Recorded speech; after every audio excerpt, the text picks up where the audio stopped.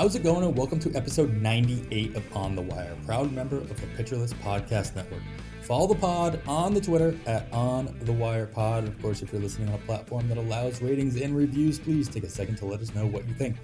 I am Adam Howe. You can follow me on the Twitter at 80grade. That's all spelled out. Once again, joined by Kevin Hasting, who should be followed on the Twitter at HastingKevin. And we had a lot more to talk about this week, Kevin, than I really thought we were going to at this point. A lot of big stuff's happening. How are you keeping up with everything?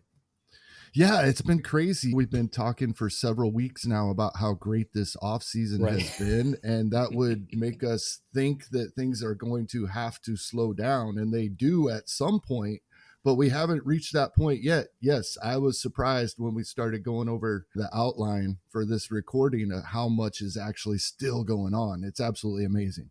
Yeah, sooner or later, spring training will happen, and then we'll have even more to talk about as things are actually happening on the field. But right now, the news cycle is not slowing down, which is nice. Luckily, we have with us a very special guest who knows how to talk about all the things that are happening on his various podcasts with a very special theme. Of course, that is going to Bubba Entrek, host of the Benched with Bubba podcasts, including the Bubba in the Bloom, Bubba in the Bat Flip, Bubba and insert anybody else here at this point. Bubba can be found putting out content with his newish venture, Gaining the Edge Fantasy, with a pretty solid crew alongside him and Mike Curlin. Make sure to give him a follow at BDENTREK on the Twitter and Gaining the Edge at Gaining the Edge on the Twitter as well. Bubba's now participated in our On the Wire Listener League for 2 straight years. And we'll talk to him about how he decided to construct his team in the most recent draft that just concluded a couple days ago, and how he thought his drafts are going to continue to move along throughout the offseason. But for now, just Bubba, thanks for joining us, man. How you doing? Thanks for having me. It's great to be back on the wire, one of the awesome, best podcasts out there. People need to, I think they all do listen by now, but they don't need me to tell you. But I remember when you guys started out, I got to do it with Kevin because Adam was too important for other things that weekend or something. That's how it was. But we had a lot of fun, so it's fun to get to record on with the whole gang in town. But great show. I always like to support anything Pitcherless does. Nick is a great person, great fantasy guy. So if he's behind it, I'm behind it. And I've had a great time getting to know Kevin. I'm looking forward to talking with Adam. And you guys have a great show. So thanks for having me back on. Well, Bubba, you're no stranger to the airwaves on all the different shows that you put on. Can you we've had a couple of your colleagues from Getting the Edge on in recent weeks, but I would make sure we had you on here to clear the air and make sure everybody understands what it really is about. Can you give everybody a little bit of an insight into what Gaining the Edge is, why you guys came together with this nice little, I meant it, like Mike's in that group too. Yes. Mike is busting out as much content as anybody else. Curlin, that is. He was on the show just a couple weeks ago. But talk to us about what you guys got going on over there and what it is that you're hoping to accomplish. Yeah, it's just a fun thing. We've toyed around with it for a long time. When you've done content for a while now, it's either you try to make it to the big boy sites and do that stuff. You dabble in it. I've worked for a ton of sites. I still write for other sites. We try to do a little bit of everything. And then there's a point where the 4 of us, Mike Curlin, yes, Michael Simeone, and Jorge Montanez and myself, we all decided that, hey, we're all good friends. We met at FPAS 2 years ago. We all kind of have a different niche that we focus on. And this is a way that we can do the content we want to do without any stipulations, when we want, how we want. Like, we'll have structure. Don't tell me like there's not any structure, but it's like we have a group chat and we'll be talking about things and all of a sudden we'll get an idea and it's like, hey, I'm gonna go write about this.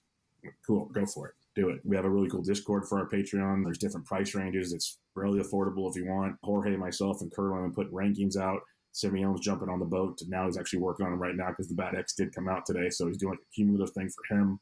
So we'll have consistent rankings. We'll have cumulative rankings. Simeone will have all his streaming stuff. Curlin will have all his spring training stuff. He's doing tons of videos. Jorge's going to have his relief pitcher rankings coming out soon. He's going to do a lot of bullpen stuff. I'll do a lot of in-season DFS along with the waiver wire and other stuff. And then we're just doing a bunch of off-season content. We kind of reach out to the Patreon. What do you guys want to know? We'll dig into it for you. They asked a question like a couple of weeks ago, and Simeone came up with this giant PDF chart of all the key stats, what's like elite, average, so on. So it's like you could look at a Fangraphs page, have this sheet next to you, and be like, hey, this guy's actually good, or hey, this is. So you don't have to like keep flicking back and forth between different links. Yeah, we're just here to have fun, doing what we like to do without, I guess, any stipulations involved, and just help the people. That's what we do this for anyway. That's what you guys record for. That's what we do it for. And so that's the fun behind it. We just decided to kind of finally go with it this year as we've kind of toyed around with it for a little over a year now. I don't know what you're talking about, man. I just do this for me. That's why I have you and all the other great guests and Kevin on here every week, just so it can make my game a little bit better. No, what I think I like about your guys' group is that you kind of noted on it.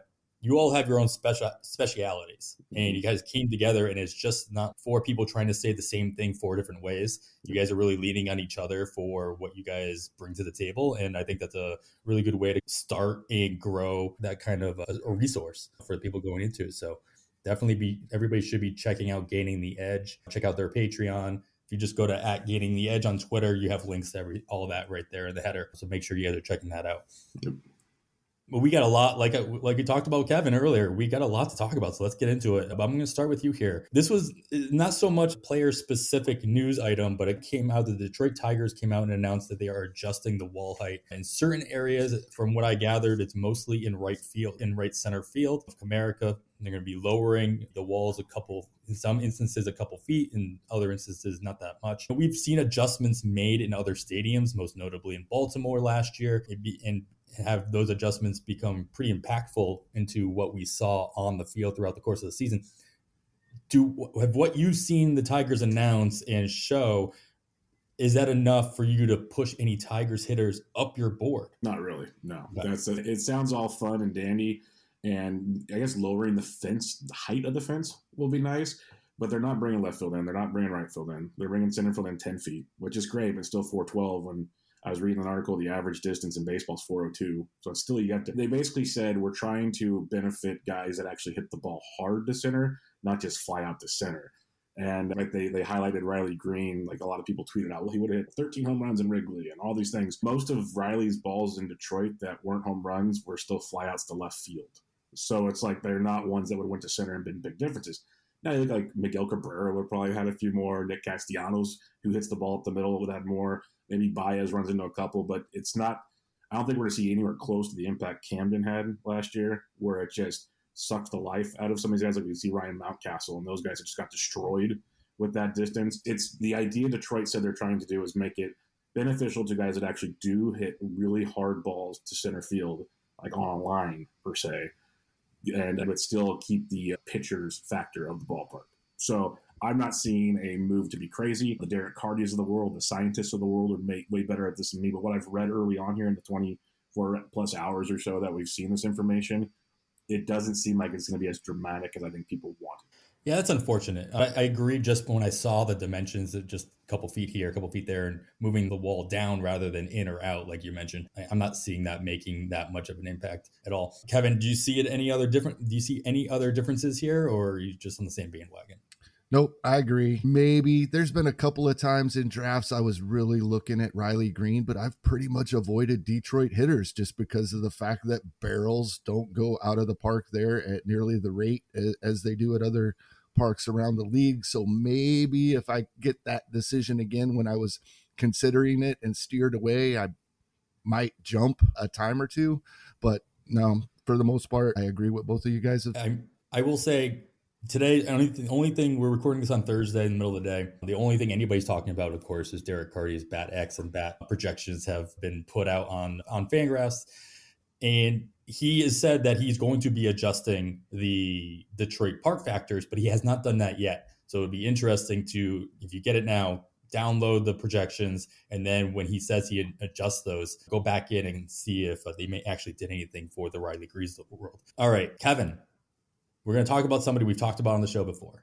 A lot of people have talked about him quite a bit, and we've had a lot of analysis in different reasons. We're going to do it again, though, because it is now official. Carlos Correa is staying with the Twins. He's not going to play third base for the Mets. He's not the shortstop of the future for the Giants. He has passed. It has been announced. He is officially wearing the jersey of the Minnesota Twins once again. And for the next 6+ years, depending on all of his vesting options. I don't really care about the contract. You guys can talk about that on your own.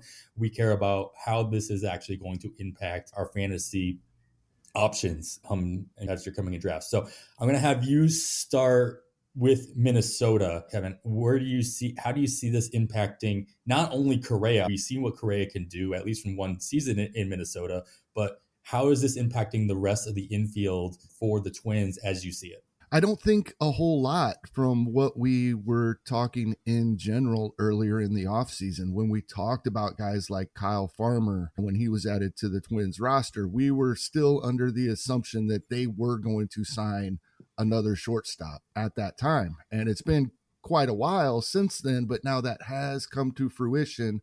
So I think the obvious big playing time loser here is Kyle Farmer. But we expected that. At least I did. And I think most of us did. So there's not a whole lot there. I'm really intrigued, though, by this lineup. If you look at roster resource, we're assuming that Alex Kirilloff is healthy, and they have him as a bench player. If he's healthy, that is a strong assumption. I think right now, I think at this moment, sure, he's healthy coming into the season. I think his wrist is ready to go, and he's going to be ready to go for the beginning of spring training.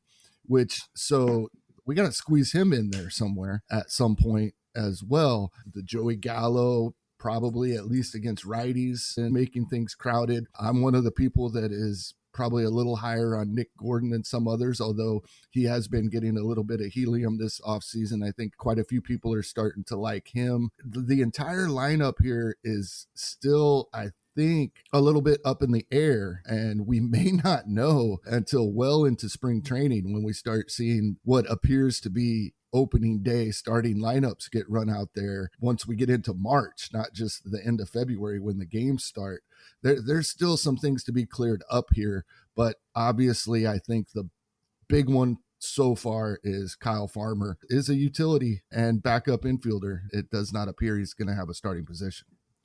Do you have an opinion on where Royce Lewis will end up playing when he should not be ready for opening day? He's probably going to miss a good chunk of the beginning of the season. That is if he actually gets called up to Minnesota early on as well. He's obviously not the shortstop of the immediate future for the Twins anymore, unless Correa is going to move. He was willing to move to third base for the Mets. There's a possibility of that as well. You have Buxton, who could go down any time in center field, but where do you see Lewis fitting into this roster once he's healthy enough to play?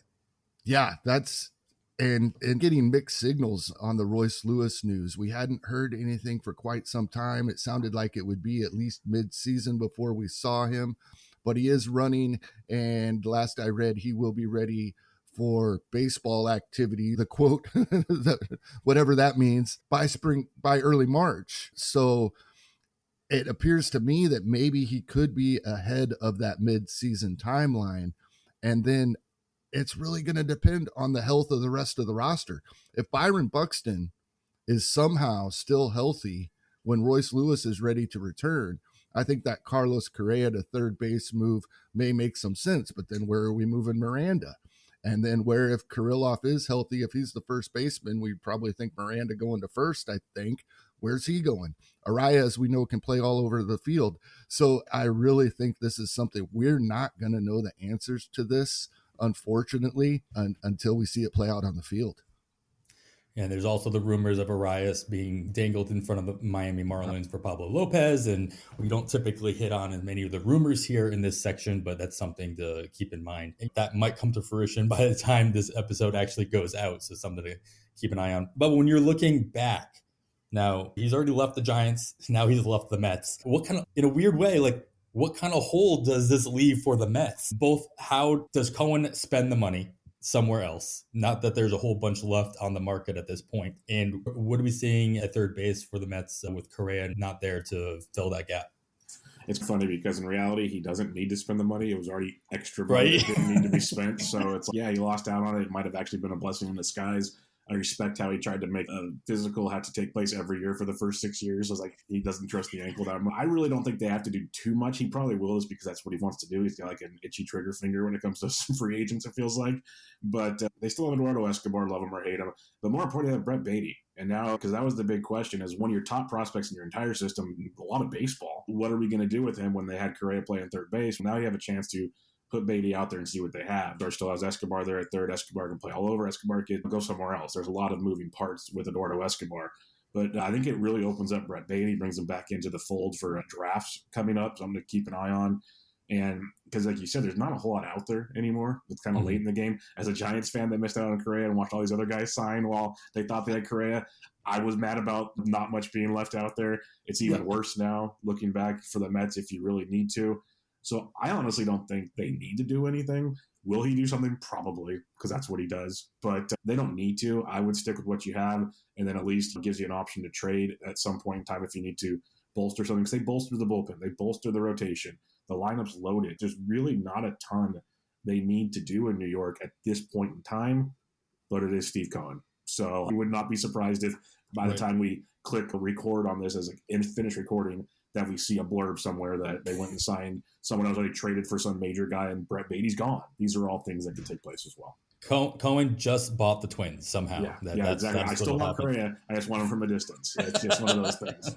If I'm a Mets fan, I'm thinking hopefully we would be in on Shohei Ohtani next season anyway. Save your money. But now we have $330 million to put on top of what we were going to have next year to make that run. If I'm a Mets fan, that's what I want. Roll with Beatty this year or make that midseason trade if it helps them in a postseason run. But this money right now, that's Shohei's money. I cannot wait to see how much money that man makes. I know.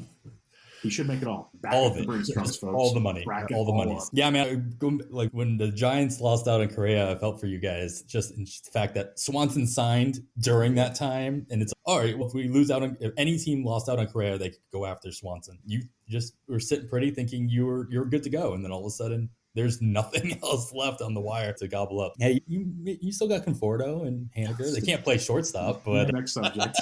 All right, moving on. We'll stay in the shortstop realm here, and instead of making Bubba feel bad about his teams, I'll have you guys talk about why I should feel bad about my team. And what I'm talking about is Trevor Story. He had elbow surgery this week, which seemingly came out of nowhere. He should miss some time in 2023. Chaim Bloom said, quote, "We shouldn't bank on him playing a whole lot in 2023. Don't know how long that actually means. I haven't seen timelines. Maybe you have. But how far does this put Story down your board? And how are you feeling about second base without him as an option?" It's a rough move because for those that like the Gladiator drafts like I do, I had Story on all three of my Gladiator teams. So yay me. Yay me. Yeah, there it is. Yeah, it's mid-January, and the teams are gone already. That was fun. Drafting was cool, though. I'll tell you that much. It really was. It was a fun moment while it lasted. Great stuff, good content. But, yeah, boom goes the dynamite on that one. And because it did come out of nowhere. Like some people said, oh, he had elbow issues before he even signed, which kind of makes you wonder a little bit there. But he played through it last year. I didn't really hear a whole lot of reports about it throughout the season. It was just a thing, and it seemed fine. And I don't know. It stinks. I've heard anywhere from 4 to 6 months. I've heard Bloom's comments don't make you feel warm and fuzzy, that they don't bank on Bloom's comments rarely do make me feel warm and fuzzy this year. Fair enough. That's fair. So for me, it's almost like I'm not a risk drafter too much. So he's almost just off my board because it's so much what ifs right now. Like so much what ifs. If you really feel risky, you can probably get him at a heck of a discount. I'm looking forward to waiting a month from now and seeing where that ADP plummets to. I'm real curious, and some DCs and whatnot. So that could be great. I'm a huge Christian Arroyo fan. I've been writing him up at gaining the edge. I've been pumping him up. I've been taking him late in my 50s and whatnot. I believe in what he has. Former Giants prospect. He's always been a hitter. He's been what everybody wishes Nick Madrigal would be. This is what Christian Arroyo is. I guess is what he is, but he's got more power, I think, than Nick Madrigal. So I'm a big fan of what he has. We saw it in his first extended run of playing time last year. He hit for average, hit for a little pop, even stole a few bags. His overall contact quality improved, which is really good to see with Christian Arroyo. This should allow him to play every day at second base. I thought he still would, but this really shores it up. I'm a fan of that. The other question mark then is Enrique Hernandez that comes to shortstop. And then all of a sudden now we have full-time chance again for Duran in center field. That's big because there was a question mark with the Twins with Kirilloff on the bench. Maybe now we have Duran's on the bench. That could have been interesting with Enrique in center. Now that changes. What I think the Red Sox should do, and I've said it in many places now, is why is Elvis Andrus not in a Red Sox uniform yet? Yeah. Why is this not taking place? The second I knew that blade hit that elbow, I would have been on the phone with Elvis's agent and said, 1 year for 10 sound good? Like 15, what do you want? Can you come play shortstop for a season? There's no bad 1 year deal, right? Yeah, I'm saying. Like, what do you want? Name the price. As long as it's something reasonable we can work with. Like, here we go. Because I don't expect him to do what he did with the White Sox last year. That was an amazing season for Elvis Andrus. Let's not be crazy. But we've seen it time and time again, even though he's getting older, if he plays every day, which he does usually because his defense is so good, he's going to hit you 10 to 15 home runs. He's going to still get 10 to 15 bags. He's not going to hurt you in batting average. And when things go really right, like last year in Chicago, you get an even better season. Like, we know who Elvis Andrus is. He'd be perfect in Boston. He would allow Enrique Hernandez to still play in center field, which I think is better for the team at this point in time. I'm not a Red Sox fan. Adam could probably talk to that. I think that's what they need to do. So to answer your questions, they need to sign Elvis Andrus. There's rumors. I know we don't like rumors. They're talking about Adalberto Montes in a trade potentially. Yeah. And then I'm just avoiding Story right now. Yeah, it's probably fair to avoid Story. I did the same thing as you. I checked my NFBC shares percentage, player shares, and all that. And I was very happy to see that I had avoided Trevor Story, even though in the very first, we did a way too early pitcherless mock draft, and I grabbed him decently early in that. Luckily, it was just a mock and not my Gladiators. Now, we're going to talk about somebody else a little bit that I got hit on for Gladiators, but Story at least wasn't one of them. So I feel for you on that. I'm sorry. Kevin, help me out here. Is there, besides Christian Arroyo, can you squint and see anybody on this current Red Sox roster that can actually take advantage of this black hole that is the middle infield for the Red Sox now with Story out for an extended period of time? Not if you're excluding Christian Arroyo on me. He's the guy. I agree with Bubba. I like that projections, including BAT and BAT-X that just came out the day we're recording here, double his home run output in 50% more plate appearances, or less than 50% more plate appearances, actually. So that they like him to continue to develop a little more power, and everything else was great. And he had double-digit home runs in his little over 400 plate appearances in 2022. So I think this probably solidifies his playing time. I agree with everything Bubba said. My hope when I saw this on the outline was, my initial thought was, I'm going to say maybe Elvis Andrus signs between the time we record and the time we release the episode. And I'm going to say, yes, the answer is Elvis Andrus, because I agree with that 100% as well. That is the move they need to make. I think for now, if we don't see anything else, Enrique Hernandez is going to get his playing time one way or another anyway. This probably solidifies that if he needed it. I'm not sure he did. He works his way into the lineup when healthy on a near daily basis anyway. Yeah, not really. It's Christian Arroyo and Enrique Hernandez for now. Their playing time is solidified. And Arroyo's probably gets a bit of a boost, and that should remain even if they do bring in a shortstop from the outside, which I think we are all in agreement they probably should. Yeah, I'm under that assumption as well. And anybody who may be looking deeper into the Red Sox roster, hoping that they might have somebody come up and fill that hole from the minor leagues, there's not really anybody ready to go. You have Cedane Rafael, who has done well for himself in AA, but I do not think that the Red Sox are in a point where they're going to be forcing anybody jump up over AAA just so they can have a top prospect coming up and being on that open day roster. So yeah, I'm on the Elvis Andrus train as the opening day shortstop for the Red Sox. The thing is, Andrus is going to be the opening day something for somebody. More than likely, it'll be a shortstop. I could see him playing second base somewhere that really needs it, but I do think he's played himself into a situation where he's going to find a starting job before spring training. All right, guys, we have a lot more news to talk about. We are going to take a quick break, and we'll be right back. All right, we're back. Get right back into it, Kevin. To go back to the Tigers, they pulled off a little bit of a trade, a 5-player trade with the Phillies, where Detroit acquired Nick Maton, Matt Vierling, and Donnie Sands, while Philadelphia adds to their bullpen with Gregory Soto and Cody Clemens. Talk to me about your thoughts on the bullpens happening here. Is the Philadelphia bullpen so much of a mess that you're avoiding it completely, or are you willing to take multiple darts on the Gregory Soto, Greg Kimbrell, Sir Anthony Dominguez of the world? No, it already was a mess prior to this. And I don't think my prospectus here is going to change at all. I think I have grabbed Alvarado late in a spot or two in DCs, and I think that's probably where I stay. I think that the other guys go quite a bit earlier, and there's just too much risk of who's going to get the saves here. I think in fab leagues, put any of the guys that aren't drafted on your watch list and keep an eye out and see how this unfolds throughout the season. I'm still under the thought that Kimbrel gets the first shot, but then now second shot, is it Sir Anthony Dominguez? Is it Gregory Soto? Is it Alvarado, who I mentioned? And I think a mess is even messier here. And I'm going to continue to avoid the situation if I can. And just put the new, especially NFBC, right now our watch list goes to all our leagues. And I think the watch list actually always did, but we can use it in more situations now. They've made those adjustments for NFBC Fab, which is amazing. Put every one of these guys on your watch list so that in your leagues where they are available, you continue to notice that each week as the situation plays out. But for earlier draft picks, the first couple guys coming off the board, I'm not taking this risk when I'm really only looking at these guys for saves, right?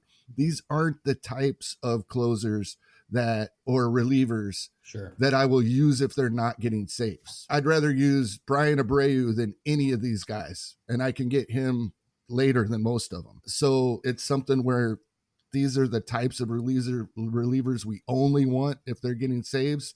So I'm not interested until we have a pretty good idea of who that's going to be. Yeah, I'm still of the opinion that the Phillies want Alvarado to be the guy, only because this is last year of arbitration and he racks up the saves, whatever he's going to get paid on free agency, not so much in arbitration. Where Gregory Soto, Sir Anthony Dominguez, they've still got a couple of years left on that, and Soto's already got some saves under his belt, so he's already going to bring up his price tag a little bit. Kimbrel is Kimbrel. Sure, maybe that's who they really want just for name recognition and sell tickets, or I don't know.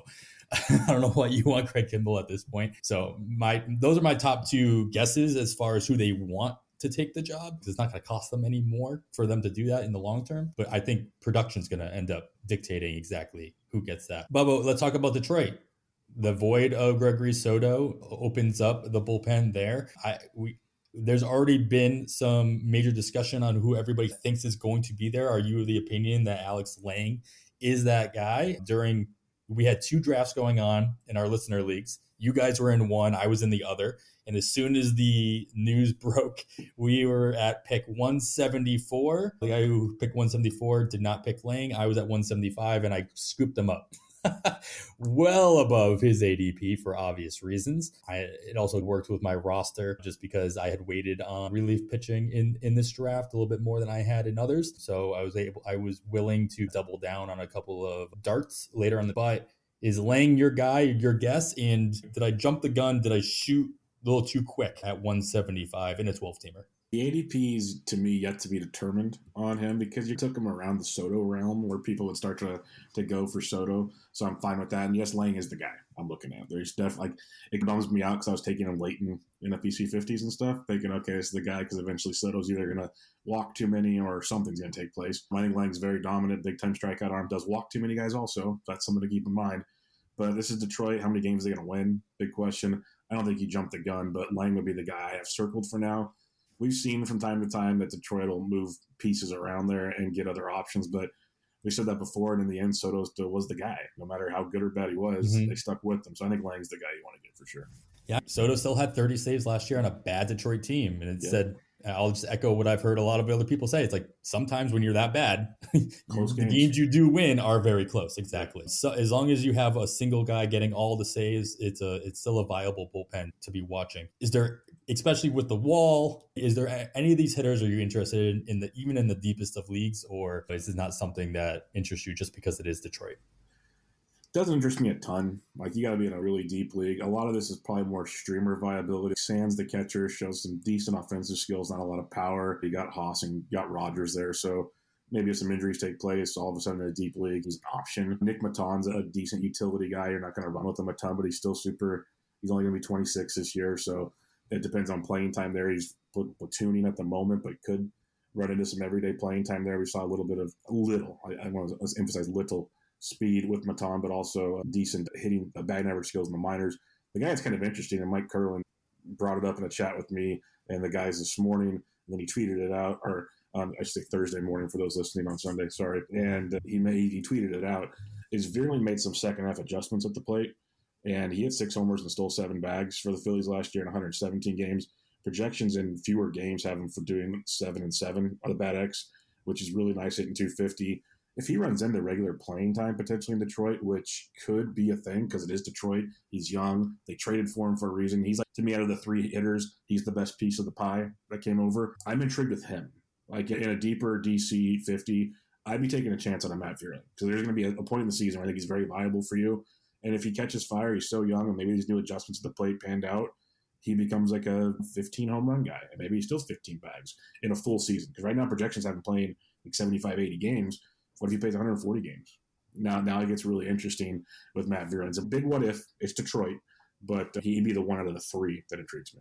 Yeah, it'd be somebody I'm going to be watching, especially in my daily moves leagues, where I can see where he's playing on the road, see what kind of matchups he's got going on. He was my kind of dark horse choice for NL Rookie of the Year last year, just because I thought he was going to get a lot more playing time in that Philadelphia outfield, because he was literally the only outfielder who could play outfield for the Phillies. But obviously that didn't happen. We'll see how much time he gets in Detroit as he kind of battles for playing time, maybe with Akil Baddoo and the rest of that outfield that could be getting platooned. All right, I kind of alluded to this guy a little bit earlier, and this is one of the sadder notes, but I feel like we got to talk about it. Of course, Liam Hendriks will be missing quite some time, if not the entire season, as he goes under treatment for non-Hodgkin's lymphoma. And we, of course, our hearts go out in thoughts and go out to him and his family as he battles that. And as everybody who knows him better has mentioned, he's a fighter, he's a good guy, and he's going to fight this, and he's going to come out on the other side stronger than ever. But for now, we cannot trust him to be playing baseball for the foreseeable future. Bubba, who are the White Sox going to be leaning on at the back end of that bullpen to fill that very important role at the end of games? Yeah, hopefully it's a quick recovery for Liam. I'm expecting next season, because my dad just went through something similar, about a 6-month chemo deal. He's good now, apparently, but it drains you. So I'd be shocked if he's playing at all this year. I don't think you should. Just be with your family, do your thing. But that's a whole other podcast. But for the White Sox side of things, he's going to look at Kendall Graveman. That's why he was a big-time closer in the past, so on and so forth. Could be a great angle to go to. He's probably the front runner for now, as we record in the middle of January. A lot could shake out in spring training with Graveman. And you got to also think about, there was rumors of Liam Hendriks getting traded, so why would they not trade Graveman? There's those options on the table too. What I would look at if you're in a deeper draft and want to be creative, Aaron Bummer had stuff at one point in time that people thought would be the next closer for the White Sox. That'd be a guy to look at. The guy I have circled, though, and again, this is where the bummers of, you get your early draft values, now they're going to go away. Ronaldo Lopez is a dude I love in the back end of that bullpen. We saw last year, because we always knew he had great stuff. It was just, could he put it together for 5 or 6 innings and multiple times through the lineup and walked, and it always became a mess. So what do we do with guys like that? We throw him into a longer role in the bullpen. He flourished. He was amazing. 2-inning rolls or whatever. Velocity looked great. Getting strikeouts. Got the job done. Got in, got out. Perfect for Ronaldo. Why couldn't you close them? Why couldn't you throw him in there for 1 inning? Because he was filthy. Like, he looked like the Ronaldo we wanted him to look like in those shorter roles. Throw him in the back end of that bullpen, and it's very interesting. You can still get him very cheap in drafts right now. So that's the guy I'd have circled. I think Graveman is the front runner just because of pedigree and name value per se. But I think there's a great chance at some point in time we see Bummer's a dark horse. But I think it needs to be Ronaldo Lopez. And that's who I'd be going for right now in drafts. That'd be the target for me. Yeah, when he was coming in and going 1, 2, 3 innings, and he was just dominating in those short stints, all anybody was talking about was like, now if he can just stretch that out, if they can just stretch that out to 5 or 6 innings, and obviously that did not work out. But yeah, I hear what you're saying. It's why stretch him out if what he's producing in those short stints can be more valuable, especially since he's converted starter. He might even have the longevity to rack up 100 innings rather than 70 innings throughout the course of the season in a relief role. And that would be pretty valuable on a pretty decent White Sox team here. Kevin, with Hendriks going out, we talked about Hendriks a couple of weeks ago, just with the rumors of him being traded and what kind of impact that might have in your draft strategy. But with him leaving completely the draft boards, at least in the first 20 rounds or so, what kind of impact do you think this is going to have on drafts in general? Does it ultimately push up the highest end closers even more than we've already seen in these gladiators, first round, second round, and in draft champions that have been going in the second and third round as well? Or do you see the market getting scared and taking chances on later options? No, in draft champions, they're on average going in second round, but they're going in the first round at times as well. It is crazy. When I look at draft champions ADP since December 1st. There have been 25 drafts. And Edwin Diaz, I guess it's been just outside the first round, but Clase has been taken in the first round. I don't think those two guys move up any further. They were already being taken ahead of Liam Hendriks. Josh Hader slightly ahead as well, but Liam Hendriks was right there as the fourth closer off the board in the middle of the third round with a 38 ADP. Kind of crazy. Last year we saw this during Draft Champions. We didn't have gladiators. And some of the speculation, and including myself, I thought this will come back a little bit in Fab Leagues. This is because we don't get to do moves during the season, but it didn't. They stayed up there through all of draft season. And now this year, with the addition of the gladiator drafts, we saw those first round picks on closers that you mentioned. And it seems that moved everybody up. But even in these Draft Champions Leagues, there's all these guys going in right at that 1-2 turn. And then in the third round for Hendriks there, the Knicks closer off the board, still the 15th pitcher overall. That's what's crazy about this season. Just side note here, the starting pitching has moved down.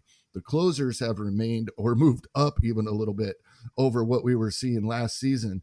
We have Jordan Romano as the 5th closer off the board, 15th overall pitcher off the board, 5 of the first 15. And with Hendriks, we were talking 4 of the top 11 pitchers being drafted in Draft Champions are closers. Crazy.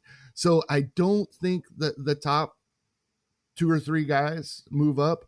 Maybe Romano creeps up a little bit from his 45 ADP to more solidly in that third round, middle of the third round where Hendriks was. And then Devin Williams and on down the line, they may creep up a little bit.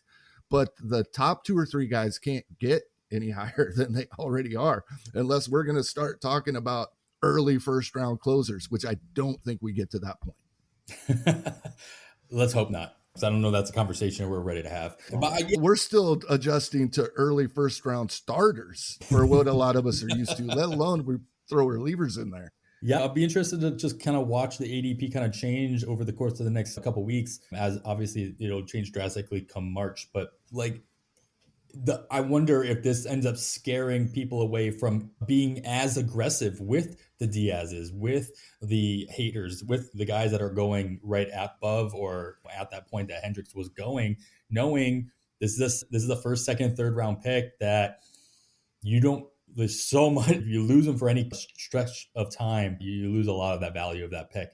Obviously, anything can happen to any player at any time. We know that. But this is a situation that, like you said, is pretty new, at least to the degree that we've been seeing in drafts over the course of the last 2, maybe 3 years. All right, let's color smaller signings have happened in the outfield at different teams, Kevin. We got A.J. Pollock signing in Seattle for a 1-year deal. Adam Engel signs a 1-year deal with San Diego. And then Corey Dickerson enters the fray of the Washington Nationals outfield. His 8th team of his career. Good for him. I think he gets a punch ticket. Him and Lewin Diaz have something in common. I had to get a Lewin Diaz shot in there somehow. Geez, 16. I don't even know. Anyway, we're not talking about Lewin Diaz. Of these 3 guys, though, are any of them of interest to you with their new teams as a possible 4th or 5th outfielder, considering the depth of outfield has been in such question throughout the course of the offseason? Well, probably not, with the exception of maybe Corey Dickerson, who's probably in line for the most playing time, at least to start the season, the way things look now. San Diego's lineup all of a sudden is pretty darn crowded, when a month or so ago we were talking about, this is an amazing top half, top 2/3 of the lineup. They shore this up with a couple more signings, then they really have something here. And it's been quiet, but all of a sudden it's full. And it appears to me that, I know Roster Resource has Matt Carpenter in left field. Don't think that's probably what we're going to see. I think we see almost a fairly platoon, Matt Carpenter and Lee Cruz, who they just signed in the DH spot. Cruz has notoriously his entire career, he's crushed lefties, even in his down 2022. In about half the number of plate appearances versus lefties, he had the same amount of home runs, right? We've always known he's great against lefties. We can get Carpenter in there versus righties, And then does that open up a spot for Engel to play more than just as a backup? Possibly, but it's going to be hard to tell. And they still may not be done. Jerks and Profar's still out there. They could bring him back. I think the only one that at the moment Pollock has been not himself, but he still crushes lefties. Wrong side of a platoon for us to care about. Even with me saying I'm more worried in quality plate appearances than just looking at straight plate appearances that ruffled a few feathers, the short side of a platoon doesn't get it done. So not much interest there either. He has still been very good versus lefties, even during his decline. So he's becoming more of a specialist versus left-handed pitching. So that leaves us Dickerson, probably going to get the most playing time of the three. Been great in streaks throughout his career when healthy. That just doesn't happen much anymore. So he's the one I'll keep my eye on. But at this point, I'm still probably not drafting him. All right, you mentioned that Nelson Cruz signed a 1-year deal. I think it's a 1-year, $1 million with San Diego. So I'm just going to blend these two news items in together as I kick it over to you, Bubba. Along with Cruz, as far as the DH options go, Brandon Belt signed with the Blue Jays as well. So lump all these guys together.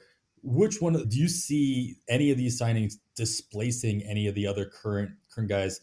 Maybe San Diego notwithstanding, because Kevin touched on that quite a bit. But between Pollock in Seattle's outfield option, Brandon Belt taking a good chunk of the DH options out of the Blue Jays, is there any kind of trickle effect that you're seeing from these signings with their current rosters? Roster Resource has AJ Pollock as the DH right now, which is actually kind of doable if you look at their roster. I don't love it by any means, but it's doable because the one thing with all these rosters, I was looking at it before the show, their benches aren't great. So it's just like an injury away from almost all of these guys having regular playing time, which is not as you can tell in my voice, not the most warm and fuzzy thing. But Pollock, we've at least seen with regular playing time, again, health, always an issue there. He can be productive. He can be very productive. So he's a guy that is interesting, not in love with it, but interesting with AJ Pollock. I have no desire for Adam Engel for everything that was mentioned already. And obviously with the Padres, I know you said don't talk too much, but I will mention one thing about the Padres. Don't be surprised if Matt Carpenter plays the outfield. He shouldn't, but the Yankees played him out there, and the Padres, they played Jorge Alfaro out there. So they will play anybody out there if all things considered. So keep that in mind. I think they want Nelly Cruz to play every day if he's healthy. It makes sense to platoon Cruz and Carpenter, but again, Nelly had the eye issue. He had the surgery. If, quote-unquote, if he is healthy again, the boomstick can rake in that offense. And why would you want to platoon that if it's such a big if? Big question. Back to your thing. Corey Dickerson seems to be the guy, if healthy. Like I streamed him a lot last year when they had those weeks where they faced all right-handed pitching. He's great in those scenarios. He crushes right-handed pitching. That's what Corey Dickerson does. He'll platoon other ways, but strong side of the platoon. Last but not least, Brandon Belt. Love the giraffe. Love the baby giraffe. I'm glad he's out of town. Good for him, actually. I'm happy for him to go play in a real ballpark that actually rewards left-handed power. Problem is, the reports came out that he's going to be the primary DH / let Daddy get some days off. I don't see that because you still have Kirk and Jansen. Why would you want to, you need both those guys in the lineup. So I'm confused on what they're going to do there. If he is the primary DH, great spot for Brandon Belt. Phenomenal spot for Brandon Belt. I still have a lot of reservations about that, put it that way. But I guess if you have to narrow it all down, I think I like Cruz the most here because I'm a believer on a little bounce back for Cruz. And he's literally, as of our recording, his ADP is past 600 in draft champions over the last 3 weeks. That's obviously going to change. But if you're in drafts really soon, why not take that chance? Why not? He should be at least in the 400s by main draft season. So I'd be going Cruz in this group if I had to pick somebody. Yeah, Cruz's signing is the one where you hope you're already in the 500s in a current draft when you hear the news happen and you just cross your fingers that nobody else saw it. And then hopefully it gets to your pick and you can take advantage of that before the ADP skyrockets up. Yeah, I think the only thing with Cruz is that you only got $1 million. So it's at the very least, the Padres, if he's raking, of course, they want him in the lineup as much as possible. But monetarily, there's nothing holding him in a position. And then, of course, when Tatis comes back, you got to assume that he's taking over left field and not shortstop. Who knows if he takes some time at second base, maybe? Who knows if he's even healthy enough? I know he's got baseball activities. He's been approved for those right now. So that's a step in the right direction. But you have to assume he's going to be taking up an outfield spot, if healthy, come the end of his suspension in mid-April. Exactly. All right, a couple pitchers signed with new teams. I'm going to lump these two together for you guys as well. Johnny Cueto, he signs a 1-year deal with the Miami Marlins. And then the A's added to their rotation, apparently, Japanese import Shintaro Fujinami. I hear a lot of notes about Fujinami being, and I think we talked about him, Kevin, a couple months ago, actually, about being a probable reliever, but all the notes are saying that he will join the A's rotation upon his signing. Kevin, I'll start with you here. I mean, take whatever direction you want to go in here, but we say that we're interested in the A's rotation just because of the Coliseum, but at what point do you draw the line on that? Is Fujinami in that or out of that? I think if we were interested in Kyle Muller, and we were a little bit, I think when we talked about him a couple of weeks and a couple of these other guys, that it seems like this starting rotation has been a bit of a merry-go-round here this offseason. Every time a guy gets bumped, if we were slightly interested in them, theoretically we should be interested in the guy that's bumping them. There's some intrigue here. However, it's coming back. Yes, Oakland pitchers can give us nice ratios because it's a great ballpark, and in the right matchups, definitely be on my radar. But in general, chasing wins and an Oakland A's pitcher is not going to do that for us.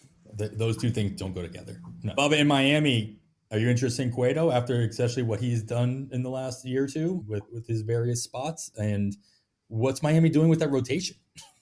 That's the big thing. I'm interested in Cueto. I'm not expecting what he did last year, obviously, but he can eat innings up. He can pitch in a really good ballpark, as we know, in Miami now. So that's a plus. You're not going to want to use him all the time, like when he walks into Citizen Bank or something. Probably not going to go throw him out on the mound on that, but he can be a streamable guy, or in a deep league, you could have some fun with Cueto. What they're doing is they're opening the door for all the Pablo Lopez rumors. That just really secured that one. You mentioned the Luis Arias thing. Max Kepler's rumored to be in that to Miami. We know up north in the New York area, there's rumors of Pablo Lopez. I believe in Boston might have been involved into Pablo Lopez discussions. So it seems like this just escalates the, hey, he might be gone here sooner than later thing, which is surprising, but I guess I get it. Last year I was kind of off him because of the shoulder concerns. He proved me wrong. But shoulder's a shoulder. And if there was concerns at one point, who knows when that's going to tick up again. So I guess sell high while you can if you're Miami. Michelle Ng did come out and say that, hey, said that we're still not done yet. So that basically says Pablo's going somewhere. And the Cueto signing kind of expedites that, I should say.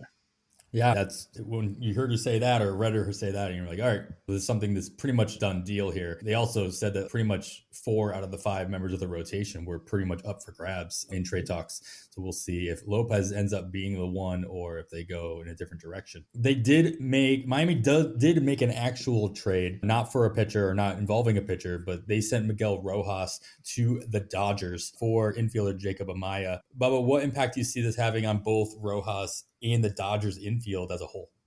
I think it's a great move for them, which really hurt to say at this point in time, but it brings it all home. Miggy Rose started with the Dodgers back in 2014 or something like that. I think I saw it tweeted out, and I know he's talked about it in the past how much he loves it there, that franchise. So that's awesome for him. He's a good dude, and it's what they need at shortstop. They lost Seager. They lose Trey Turner. It's like every year, it's like you lose a shortstop.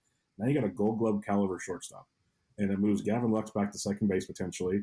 There are reports that Miguel Rojas might play third base also, which then where does that put Max Muncy? Does he go back to second? Lux stays at short.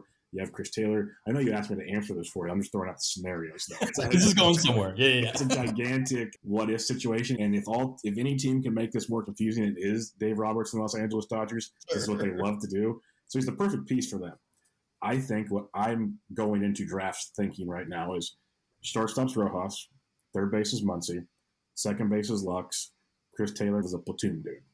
That's what I'm thinking right now. That's where Taylor has flourished in the past. There's still question marks. Taylor could play center because do you want Trace Thompson and James Outman out there all the time? I don't know. So that's the thing. Or do you put Gavin Lux in center and put Chris Taylor at second? The main thing you need is Muncy, Rojas, Lux, Taylor. That's kind of the 4 I'm focused on. That's where I think their playing time's going. And I think it's a good baseball move for Dodgers. And it elevates Rojas' fantasy value, honestly, depending on where they put him in the lineup. But we've seen him be able to get on base at a decent clip.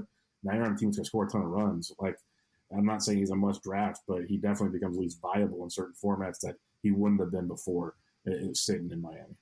Yeah, I'll be interested to see where Rojas ends up in the lineup. So, be following Mike Crone's lineup trackers during spring training to see how he's being utilized in that lineup as well. But of that bunch, yeah, I see Rojas as being the one with the most playing time of the grouping you just gave between Lux and Taylor and Rojas, maybe Muncy as well. But Muncy's going to need a time off here or there unless he's 110% healthy from what we saw him last year. Yeah, I can see Rojas gaining the most amount of play appearances over the other three guys. That does get interesting. I didn't mention him, but I forgot to. Might mean Miguel Vargas is not starting anywhere near the team. And that's the bummer for many people because we've known the pop he's shown in the minors. Didn't really get a good run last year. He's kind of in and out. And it felt like this might be his chance this year based on the openings before this trade. This could put him on the back burner for a bit as well, which the Dodgers don't care. They love having depth in the minors. But that's something to monitor as well. This is exactly how they treated Gavin Lux when he was coming up. It took him forever to actually come up and get anything that resembled regular playing time when everybody was calling for him to be up and play every day at second base. Yeah, JD Martinez is clogging up that DH spot as well, so you don't have that as much flexibility in there. I don't see Martinez playing every day at DH for them. They're still going to get Will Smith a couple of extra bats. Max Muncy's going to get in there as well. But pretty much Freddie Freeman and Mookie Betts are the only ones that have a solid position and job 7 days a week for the Dodgers. Back in Miami, Kevin, they made some waves when they signed Gene Segura, but with Miguel Rojas out of the picture. How's this infield looking for Miami as far as you see it? I think it brings Joey Wendell back into more plate appearances, whether he's third and Segura is short or vice versa. I think that's the first thing that I see. I think in general, when we're looking for stolen bases, this brings more into the player pool. Wendell can steal double digits. This could also mean more starts for John Birdie. This Miami lineup is, I know, because I'm going to say some things that's going to make everybody groan, but if Garrett Cooper, Avisail Garcia, and Jorge Soler come out of spring training healthy, this lineup, Segura, Jazz, Cooper, Garcia, Soler, Brian De La Cruz, Wendell now, they got Stallings, but I know a lot of us like Nick Fortes's bat better when he's in the lineup. Jesus Sanchez showed a couple of flashes last season that he still could be viable, especially if they're only counting him at the bottom of the lineup now and not in the middle. That's Birdie's still available. Fortes, I mentioned. Blade on the bench. Still some hope for him. All of a sudden, Miami's lineup is not horrible. I almost want to say pretty darn good. I'm stopping short of that. Almost. Because there's no way all of these guys are healthy too much into the season, I don't think. But for now, all of a sudden, this looks great. So guys like Wendell, guys like Birdie that are going to get more playing time, more stolen base opportunities, the lineup's better. That means more runs and RBI that we typically don't count on from these guys. So I think just in general, overall, I'm more interested in these Marlins players without thinking I'm sacrificing too much in other categories when typically we're just looking for stolen bases from a couple of them. And it gives me that also boosts the counting stats for the guys that are being drafted earlier, like Jazz Chisholm. So yeah, overall, I think this gives everybody a bit of a boost here. Just the Marlins lineup in general, I think being better overall than many people might realize. You said that early on, you said that it probably adds more stolen bases to the pool, if you will. I will be interested to see what Schoonmaker, the new manager of the Marlins, does in spring training. That's one of the trends and stats you can watch in spring training that will actually carry over into the regular season. It is how aggressive is a team being on the base path and who are they using in those situations. Obviously, there's a lot of noise that comes out of spring training, but we've seen that how teams act on the base paths in spring training carries over at least into the early part of the season in April. So see what his plan of attack is there. And if he's the type that just, hey, I've got fast guys on my team, I'm going to let him run. We said that about Matheny. He's not really a guy that wants to run, but give him guys who can run and he will take advantage of the talent pool in which he was given. So it'd be interesting. I feel like we say that, you said this about, not you, but we as a community have said this about Miami for years. Miami should be good. Like Miami is looking much better. And they're still in the NL East. And they don't have to score a ton of runs. They just have pitching. Yeah. They're pesky, man. They're annoying, pesky ball club that can put it together. Like I'm with Kevin on that. Like Cooper's a guy I'm big fan of. So just stay healthy. Just stay healthy. At one point last year, Miami and Baltimore were the teams that everybody wanted to talk about in the middle of the season, making runs in their division. Hopefully we'll see the same thing this year. It's good for baseball. It is good for baseball. Absolutely. And that's what we're here for. I think we hit on pretty much everything that's come across the desk that's been official. A lot of rumors out there. We'll hit on those when they become actually official. But now we need to talk about some actual strategy, talking about some roster construction in our drafts. Like I mentioned, Bubba did one of our On the Wire listener leagues with Kevin that just concluded just a couple of days ago. So we'll talk to him about that and what was going through his mind as he was drafting and what he thinks he'll be doing differently throughout the course of the draft season as it continues to roll along. We'll get to that after this quick break. All right, we are back. You are still listening to On the Wire. I am Adam Howe, joined as always by Kevin Hasting, and we are lucky to be joined by Bubba, Casey Bubba himself, Brian Entrek of Gaining the Edge Fantasy. Make sure you're following that on the Twitter as well. But Bubba, you just completed the On the Wire Listener League fourth one that we've completed. We had 2 that kicked off on January 5th, and they pretty much concluded at the same time. So that was good that we were keeping the same pace. How many other drafts have you done before this one? And then how many drafts do you think you will complete by the end of March? So the 3 Gladiator drafts I completed. I had, I think, 4 in FBC. I was finishing my 4th in FBC 50 while this was going on. And that's about it. I've been doing one at a time and then dabbling in a few others. So that's where I'm at on these. I'll probably do a handful of 50s, a few more in FBC 50s. I'll do 3 to 4 OCs. And obviously I'll have like BARF and I still have TGFBI, stuff like that. But I don't think I'll have too many more Fablies. I'm really trying to limit the Fab. I might do one more on the wire. I got 2 on the wires last year. I will probably do another one of those. Or I don't know, I got people wanting to do leagues too, so I don't know what's going on. It's up in the air, but I always tell myself I'm not going to do them, and then I'm a sucker for when people ask me because I like the people. So it's just one of those things. I know I'll do 3 to 4 OCs, that's for sure, and a couple 50s because that's what gets me ramped up for my OCs. Gets me another player pool, gets me in that world, and just kind of gets me focused. So that's the plan for now. That's the beauty of our listener leagues, right? They're literally the same as the online championships, the 12 teamers, Fab, 30 rounds, etc. on the NFBC platform. We do have openings in 2 new leagues I just opened up. Just saying there are. I'm going to wait a little bit. I want to spread them out as a different ADP kind of thing. If I'm doing Fab-wise, I want to spread them out a little bit more. Yeah, well, anybody else listening, we check out our pin tweet. As Adam's saying, highly recommend it. Yes. Check out the pin tweet, and there's a pre-registration form link on there. We have openings for a draft that we should kick off February 15th, and openings in one, I think it's March 20th. I opened up ones on there. Maybe I'll sign up for March 20th. There you go. You guys got me. You guys got me. Hook, line, and sinker. Yeah, for drafting. You guys got me. But all right, so here's what I'm hearing from you, though, is a good percentage of the leagues that you'll be doing this year, 12 teamers. So you got your 50s, you got your OCs. Like you said, you're going to be you got your BARF league, which is a 15-teamer. Kevin and I are in the 2 other ARF leagues, TGFBI 15-teamer. But is that by design? Are you more focused on the 12 teamers? And then when you do have to make that adjustment into the 15 teamers, what are you doing? 12 is my preferred route. Some might say it's because I don't have the bandwidth in my brain to do 15s, but I like to have fun playing fantasy baseball, and I like having fun looking teams. Call it what you wish. And more importantly, unlike the 15s, I like the strategy of 15s. Don't get me wrong. I love the strategy of 15s, but I don't have the time of my day to put the work in that's necessary for that many 15s because you have to dig deep. I like when a guy gets injured or whatnot that I can go on a 12-team waiver wire and at least find something serviceable more often than not. On a 15, you're just begging for anything with a pulse sometimes. And that kind of takes the fun out of it for me. It could be me. Like I know Toby and Weimer and all these guys are phenomenal 15-team players. Phenomenal. And they love it. And they love the grind of finding that guy no one knows about. That's not me. So I know what I like, and I try to stay in my 12-team wheelhouse, and I really enjoy it. I mean, I think that's key, right? It's like knowing what you like and trying to do that the best of your capability and then sharing your knowledge with other people so they can make a decision based on what they know about themselves. We talked about this all the time.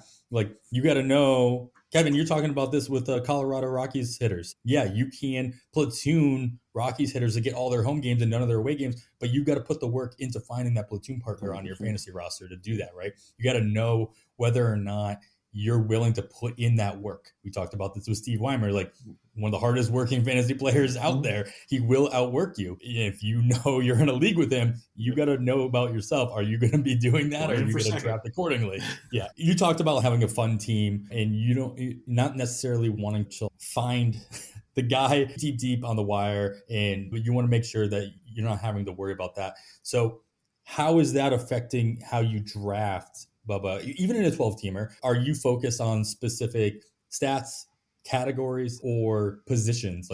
Or are you building your team in such a way where you're not having to worry about finding the fab guys as much, or not relying on that? Talk to me about like the strategy that you put forth to build a team with that in mind. I think it's safe to say that all of our goal is to never have to use the fab because we have the best team created ever. But I think that's the goal in play. That's what those draft grades are for, right? That's what those draft that grades are always wrong. Give me the lowest grade possible, please. But it's just like you want to avoid injuries. I'm not a very risk drafter, and that can be a problem of mine. I've tried to develop like, where should I start taking risks? Because obviously in a lot of these like OCs, you have an overall competition. Most of your entry money goes to the overall, not to your league. So it's like, maybe I need to be more, take chances, go for boom or bust, where instead of finishing fifth, stuff like that. That's the beauty of our game, is we learn and adapt from what we've done in the previous years to make a better player in the future. And so when I'm drafting this year right now, I'm still trying to do my balanced approach early and go with quote unquote safer plays, boring plays, as some would say. But then I'm taking more chances in those middle rounds. That's where I'm willing to gamble more. Like in this on the wire draft, it was a completely different start than I've done in any other draft I've had this entire season, because I wanted to see where it went. I was really curious. And the fact that this was my first fab league would allow me to go to the wire if I needed to make adjustments. Where like in a draft and hold format, there ain't no fab, folks. So you really better be happy with the strategy and how it turns out. Where the on the wire, I could take chances because I love it. You guys mentioned earlier, pitching's going so late. William 12-teamer is even more pitching going late. So I was way more aggressive on hitters and 5 category hitters than I usually am in drafts. We'll see how it goes and kind of stuff like that. So the goal is not to have to go to the wire, but it's also knowing what will be potentially on the wire, at least to start the season. I think we're all aware of that. You might have, especially drafting this early, someone's going to win a job out of spring training that we didn't expect. That guy will be on the wire. You'll have more relievers questions. Those guys will be on the wire. You'll have extra starters you can potentially stream on the wire, like so on and so forth that you can do out there. But one thing I'm trying to draft to not stream as much pitching as possible this year, if I can. Yeah, listen to our last pod with Nick Pollock. We talked about streaming pitching, and he put it perfectly. You want to stream pitching so that you don't have to stream pitching anymore early in the season. Like the goal is to not do that all season long, because it is that's a grind. You use the word grind. I also appreciate all the plugs to our show that you used in that last sentence. You said on the wire probably about 6 or 7 times in one sentence, and I appreciate that. I'm going to clip that together and put that on Twitter as a promotional item. Kevin, something I wanted to point out, I put this on the run last minute. It was something I wanted to talk about because I saw Jeff Zimmerman put out a tweet about how everybody's talking about the first round, and that's not really useful. When you're going into drafts, what is your strategy when you're looking at the top 10 rounds versus the bottom 10 rounds? Bubba talked about how he's focused in the middle rounds in certain areas, but are you more interested in what you're going to be doing in the final 10 rounds on your reserve picks and maybe your corner, maybe your ninth pitcher on your roster? Or are you letting the first 10 rounds dictate where that goes? I have a plan in that first 10 rounds, but everybody's got a plan. We all know that saying, until you right? don't. Yep. Yeah. But I think what is really intriguing to me this season, we've talked about it for years. We talk about it, especially when the main events come up in late March, right before the season starts. We talk about ADP going out the window. I'm really trying to do that right now. ADP out the window, because I think what happens is we all say we're not slaves to ADP. But you look at any draft you may be in the middle of right now, and if you're at pick, say, 300, there's probably only roughly 20 or less players not ranked in the top 300 on that site that hasn't been picked yet, right? Most of those guys are injured. Like our drafts follow ADP. Whether we think we do personally or not, our drafts do. And I think we get sucked into our player pool per round.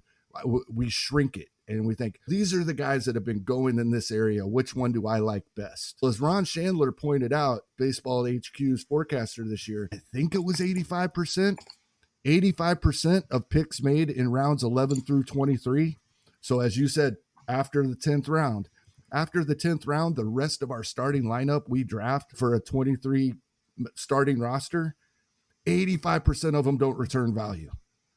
We're not good at this. In fact, I think his words were, we stink at this, is what he put in the article.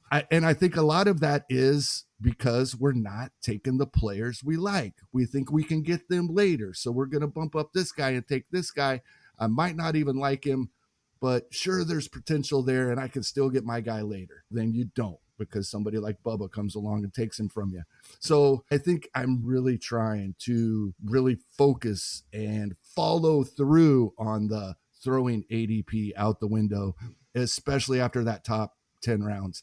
I think for up 120 to 150 picks, there's probably a general consensus of who we like. And of course, it's going to vary more and more the later we get in the draft. So the 10th round isn't set in stone of where I'm going to do that, but that's about where it starts happening. I'm really trying that more and more this season.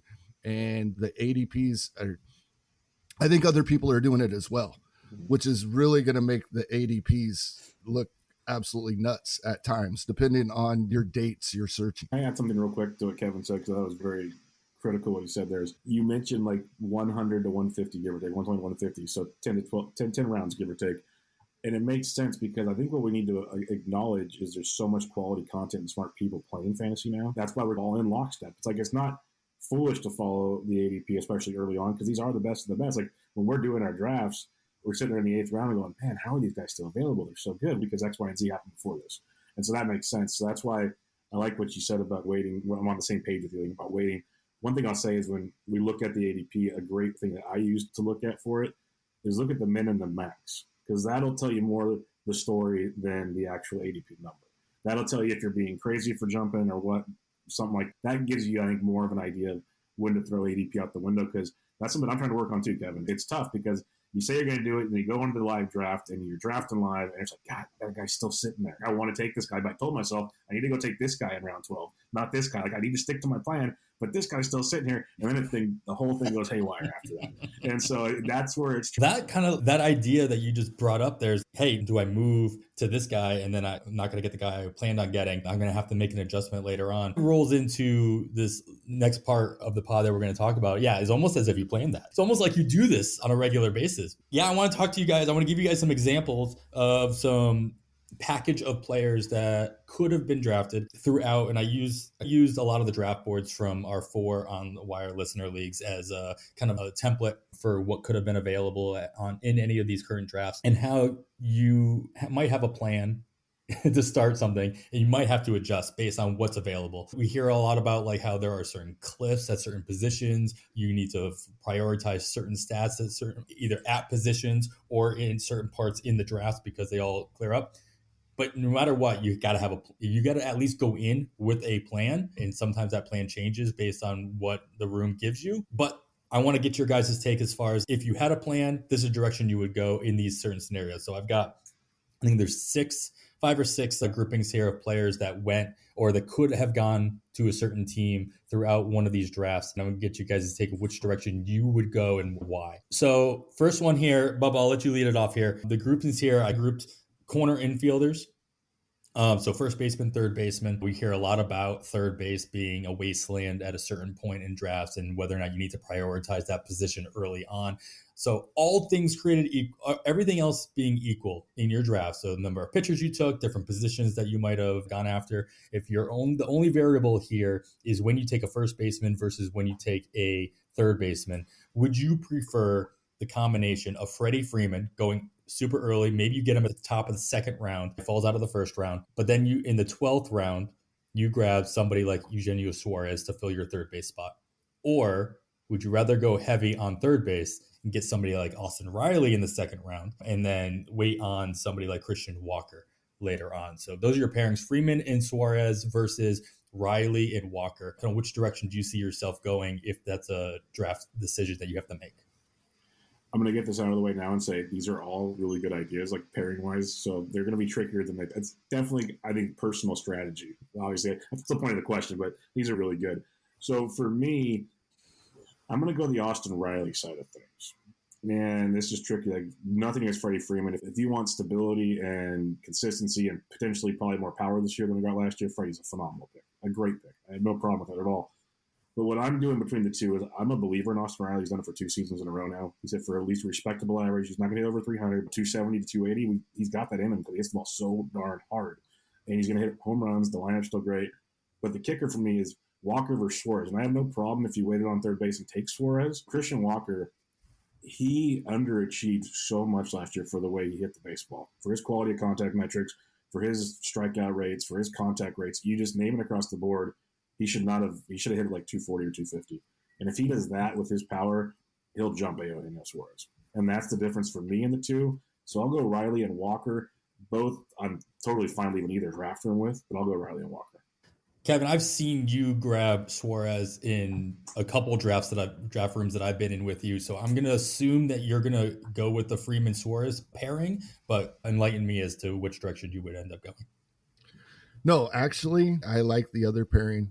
I agree with Bubba here. And you're right. So when I first glanced at this, and I did intentionally, without looking at any numbers, I picked who I thought I was going to, and it was Freeman and Suarez. You're absolutely right. But according to Steamer's projections, this might not end up where it happens. But for now, just taking a look at this, 9 points better batting average between the two. If we take Riley and Walker, 10 more home runs between the two, almost 30 more RBI between the two, and the exact same amount of runs. A handful more stolen bases for Freeman and Suarez. And if we take the 2 that both Riley and Walker are projected for right now and just make those 0, basically, however many bases Freddie Freeman steals, you're going to have that many more stolen bases. But that's the only category that pairing comes out on top on.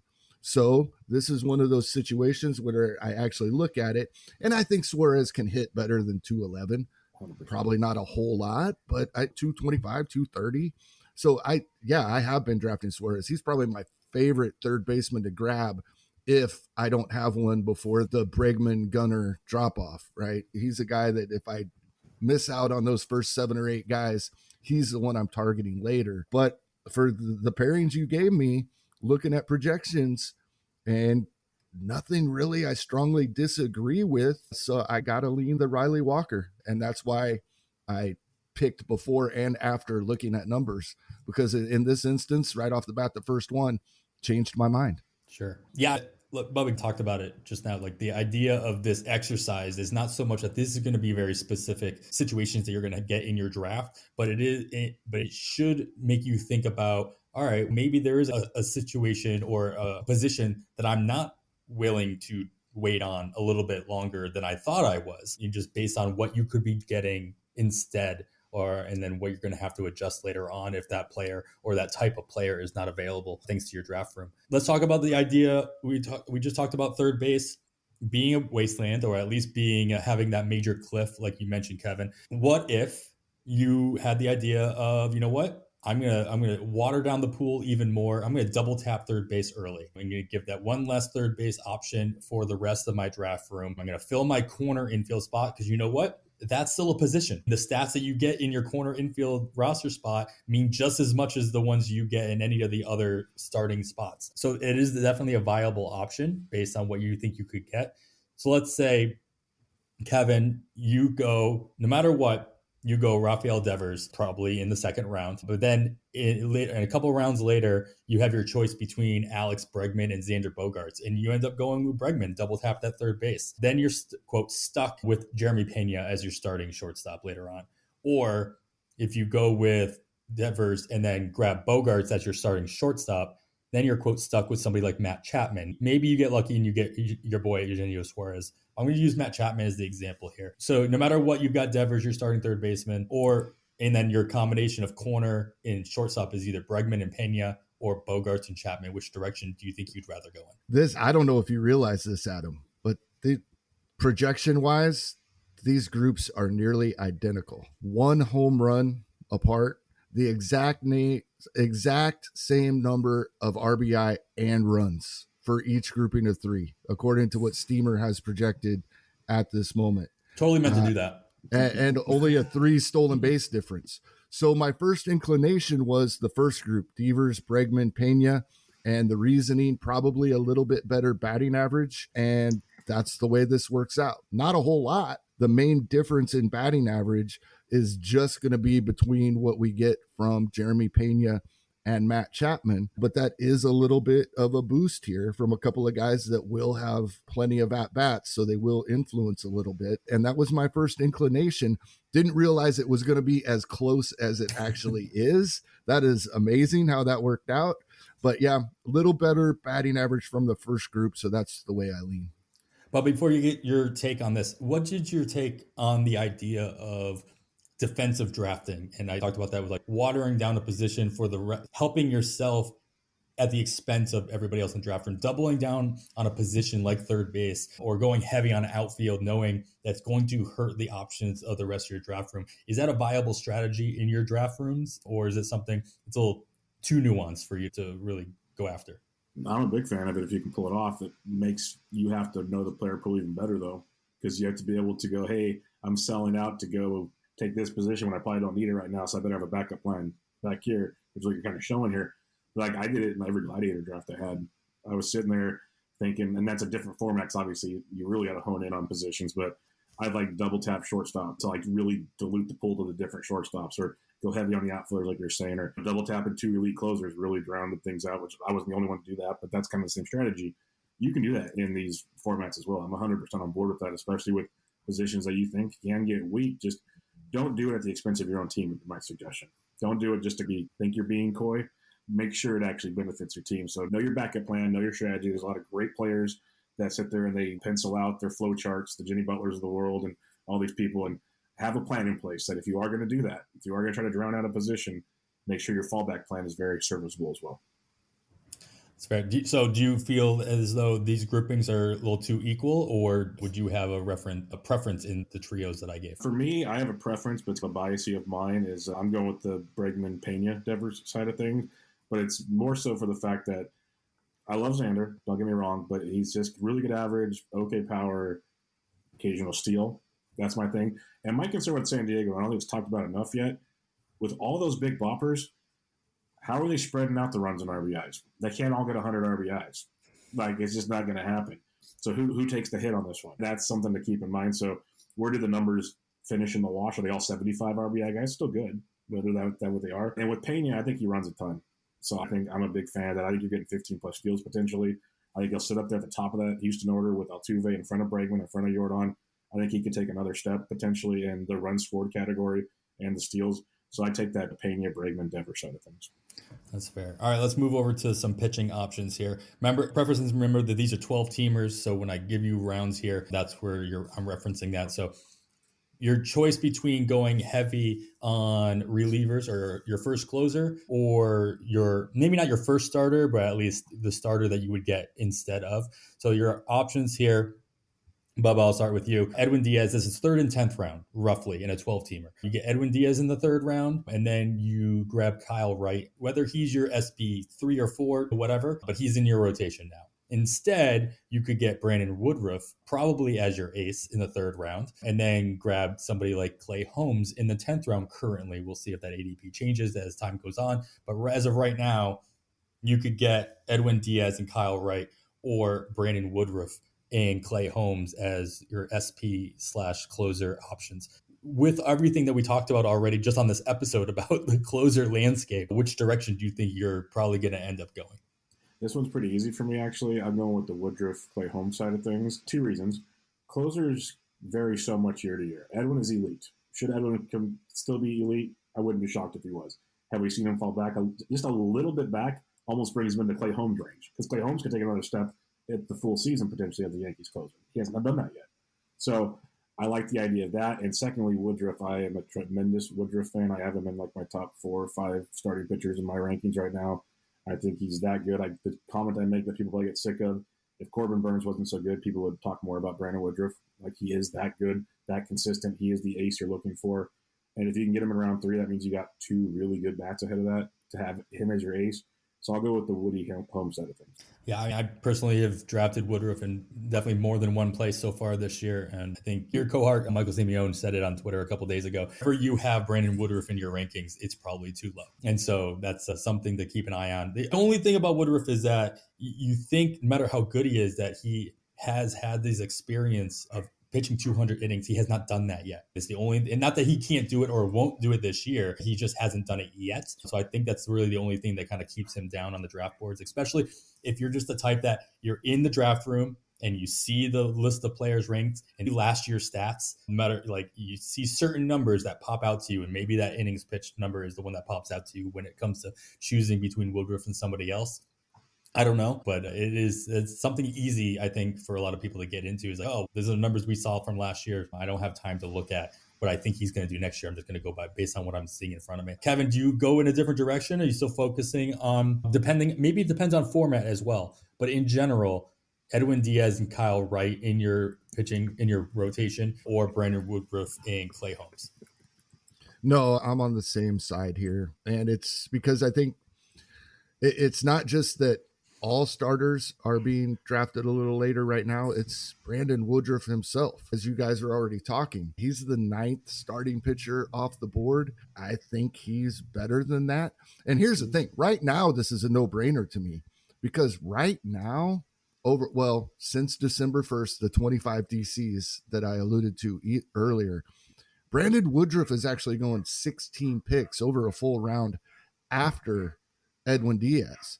So you can take the actual choice here is, you want Diaz and Wright, or do you want Woodruff and Holmes and a second round hitter? As of right now. Now, that's not how this is going to end up. This is going to end up with Brandon Woodruff moving up and being drafted around the same spot as Diaz, in which case I agree with Bubba, and I still go that route, even with the question marks in the Yankees back into their bullpen.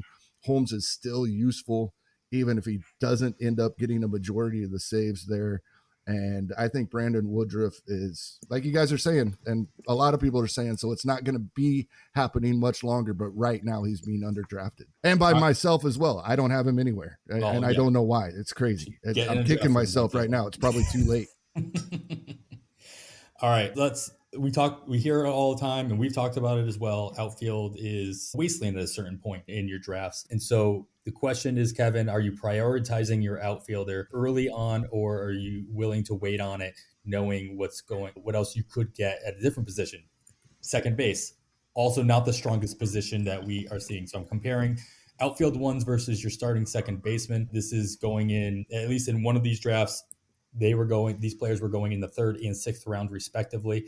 Combination of Luis Robert and Tommy Edman, assuming you're putting him at second base. And then your other option would be Jose Altuve in the 3rd and waiting on Corbin Carroll to be your first outfielder in the 6th round. Yeah, I really hate to say that anybody is off my draft board, because I think there is a price for everyone. The counterpoint to that is, as I was talking earlier, grabbing our guys at ADP. And why do we think we should grab a guy just because he falls a little bit? Stick to our plan. And that's what I'm really trying to do. So I'm going to follow that advice here. And I haven't drafted Luis Robert. It hurts. If he has a healthy season, the teams that do pick him are going to be very happy they did. I just don't see it. I don't see him staying healthy right now. He's in Byron Buxton territory for me. I know it hasn't been as long, but it seems every time he gets going, he gets injured, just like Buxton has been doing to us for a little longer period of time. So I am definitely on the Altuve and Corbin Carroll side here, in spite of a little more unknown with Corbin Carroll. I think we can at least count on the stolen bases that he's being projected for, and the rest of it should come along as well. A little more of a question mark, but especially in the first few drafts I did, I was really targeting Jose Altuve. He's come up a little bit in ADP throughout draft season, I think. So I haven't gotten him everywhere, and not as much recently, but early in draft season, I was really targeting him. The nice batting average, the runs scored will be there at the top of that lineup. Probably continue to steal a few bases Don't know that I would count on the 20 or more. He came back, what do you have, 18 in 2022, I think, without looking. I'm not counting on that anymore, but certainly double digits, especially with the new rules. So this one was pretty easy for me. Altuve and Carroll. Yeah, we really want to focus on here is the fact that if you do wait on outfield, if that's the decision you think you can handle, you have to be willing or realize that somebody like Corbin Carroll is going to be the option that you're going to have to push up. Like I think that's why a lot of people are complaining. Like, I can't believe Corbin Carroll is going so high. I don't think it's so much because people believe in Corbin Carroll. I think they're drafting themselves into a situation where they don't have much of a choice, and he is the best option at that point. So they're pushing him up. I have definitely done that in a couple of drafts. Yeah. I have a couple pretty ugly outfield groups. Yeah. And then I wanted to pair Luis Robert and Corbin Carroll because of all the question marks. Robert, like everything you said, all the question marks, playing time applies to Robert just as they do to Carroll for different reasons. You could easily take out Robert and put in somebody like Cedric Mullins or Adolis Garcia, who are going really similar to where you're seeing Robert getting drafted in that third round in a 12-teamer. But as it's laid out here, Bubba, do you see yourself going in a different direction than Kevin mentioned, or the same page? No, I'm on the same page as Kevin.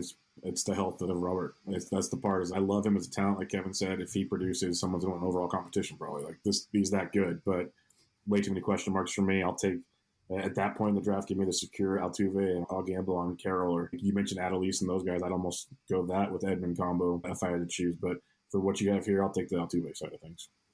I think that's fair.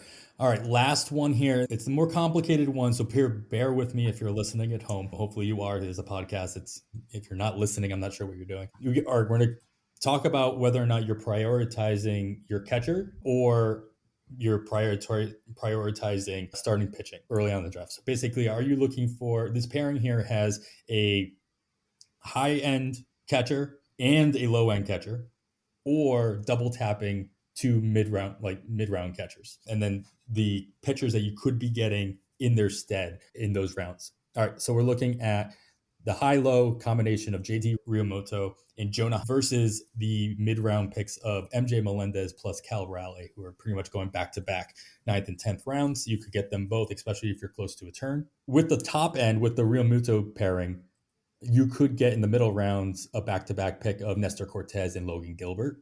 And with the mid-round picks of MJ Melendez and Cal Raleigh, you could grab somebody like Sandy Alcantara at the top of your draft. But then you're stuck with somebody like Mackenzie Gore in the 20th round instead of Jonah Heim in that spot. Kevin, you start us off here. This is a lot of people talk about how they strategize their catching, how they're going to draft their catcher. Some people just bank it all the way at the end. Some people double tap at the beginning. I'm not giving those options. I'm just giving you the option of stars and scrubs versus two mid-tier guys and the pitchers that you could be getting instead in those spots. Which direction do you think you end up going? Yeah, I have drafted my catchers in both of these general types of plans. I'm typically doing one of these. I'm not waiting on both catchers. I used to. For the longest time, even my roto leagues that I played in were one catcher leagues. And so then I would wait. I always did. But between the shift to roto and then two catcher leagues, and then listening to one of Bubba's partners, Toby Batflip Crazy, over the years, it finally kicked in that I need at least one early catcher, especially when a guy like JT Realmuto is out there. In this last On the Wire listener league that Bubba and I were in, I took him at the end of the second round. I'm a fan of this move. So I definitely like, just looking at the catcher side, the JT Realmuto and Jonah Heim, who is a late catcher that I don't mind having as a catcher too. I like that pairing better than Melendez and Raleigh, although I'm okay with that move. I have said on previous episodes, I'm really trying to get both of my catchers by the time Cal Raleigh, Travis d'Arnaud, and at the time, Sean Murphy was going in that range. He's moved up a little bit. But I want my second catcher by then in most cases, unless I have JT. Guy like Jonah Heim's perfectly fine. And I prefer that because JT Realmuto is going to have more at-bats so that it's going to help boost. It's not just him and Heim. It's him and his extra at-bats. I know that's factored into the ADPs, but it's just an added bonus for me. And then the kicker is I like the pitcher pairing from the same group better as well. I'm a big fan of this tier of pitchers, Nestor Cortez and Logan Gilbert. I would love to have paired on any league, as even you have them here as 9th and 10th round. Perfectly happy with them as my 2-3. If I take one starter earlier and then I'm not, there's a lot of hitters or maybe a reliever mixed in there. If I'm not grabbing my pitchers till here, I like that much better. I just don't take guys in the range where Sandy Alcantara is being taken. I typically don't take any of them. I do have some Jacob deGrom shares so far this season. That's a big gamble I'm taking that I'm willing to take. That's because I feel if we get 120 innings out of Jacob deGrom, that's far more than where he's being drafted, far more value than where he's being drafted right now. And anything on top of that, then you're talking exponentially making your team better. So I have taken that gamble on deGrom, but typically I don't take this top tier or the top group of pitchers, starting pitchers being drafted, and especially pairing them with a guy not till the 20th. I'd much rather have the two pitchers from those mid rounds in almost every case, regardless of who the pairings would be, which is the point you're trying to get to, more of a general strategy here than specific players. So yeah, this was JT Realmuto and a late catcher and two mid-round pitchers is much more appealing to me. Yeah, man, I think I hear it all the time, and I think we talk about it as well.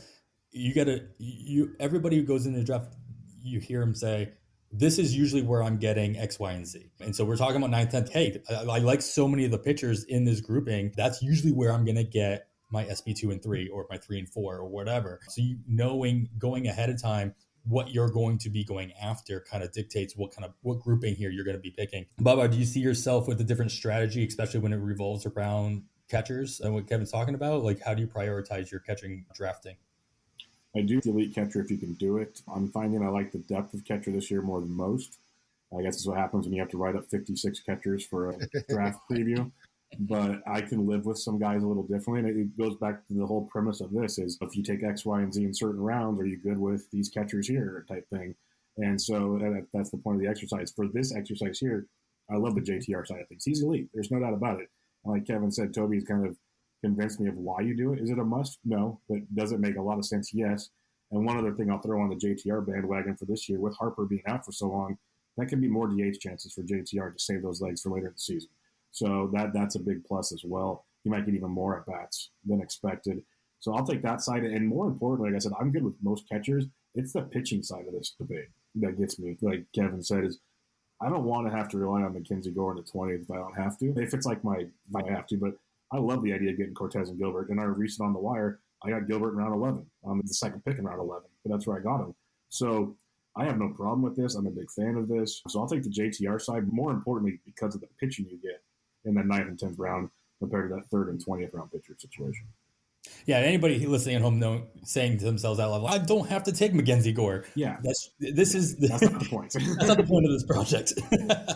You have to go into this assuming that everything else you did in your draft is completely equal, and this is a very specific microcosm of your draft that you have no control over. It's really interesting in the On the Wire league that Bubba and I drafted. There weren't many pitchers taken around the 20th round. There's a lull here. There was a handful taken in the 19th round. And then in the 20th, there was only Nathan Eovaldi and Alex Cobb. None in the 21st. And we get to Tyler Anderson as the first pick of the 22nd.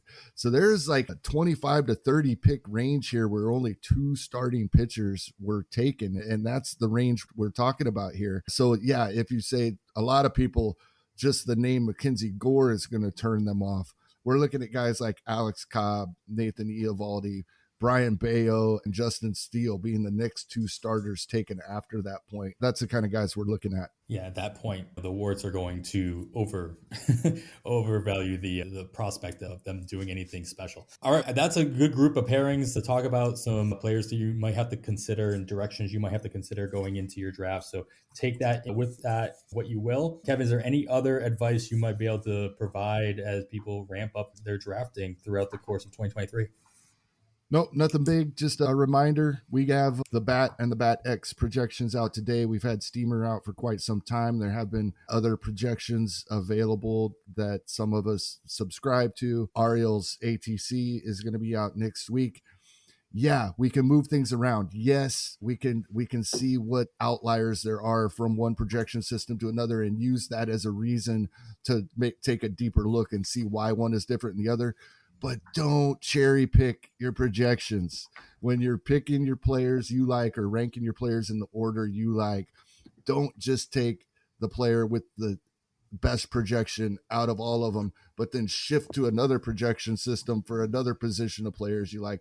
That's not going to work out very well. Right. And in that case, do not take a look at the Masataka Yoshida projections as they just came out as well. Yeah, we'll have Ariel Cohen on next week's episode talking about his ATC projections and projections in general. So we'll get a little bit deeper into that conversation next week. But for now, I think it's gonna wrap up episode 98 of On the Wire. Bubba, why don't you remind everybody all the different places they can hear your voice and where they can find any written work that you're putting out as well.